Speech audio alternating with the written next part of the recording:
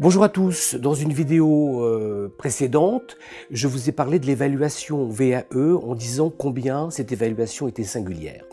Aujourd'hui, j'aimerais comparer l'évaluation via l'épreuve d'examen à l'évaluation en VAE.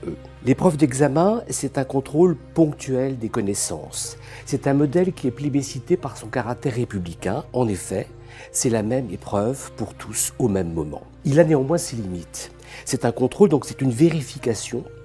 On est essentiellement sur les connaissances, donc les savoirs académiques, et c'est un contrôle ponctuel, donc c'est un contrôle aléatoire et non exhaustif. Le résultat de cette évaluation, c'est-à-dire la note à l'épreuve d'examen, est davantage le résultat d'une soustraction d'erreurs qu'une valorisation des acquis. En VAE, on n'est pas sur un contrôle, on est sur une validation.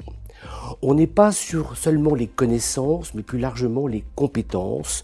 On valide les acquis, qu'ils soient issus d'apprentissage formel, informel ou non formel. On n'est pas sur un contrôle ponctuel, mais une validation intégrale des compétences mobilisées. Et c'est bien parce que l'évaluation en VAE n'est pas seulement un contrôle ponctuel des connaissances, mais une validation intégrale des compétences, que c'est un modèle qui a de l'avenir et qui va faire en sorte que la VAE soit de plus en plus utilisée comme outil de gestion prévisionnelle des compétences en entreprise et plus largement dans les organisations. Et là, je vais citer Muriel Pénicaud, qui dans son dernier ouvrage Engagé dit ceci, et je la cite: « Nous allons peu à peu sortir de l'économie de la main-d'œuvre pour aller vers la société de demain, qui sera la société de la compétence.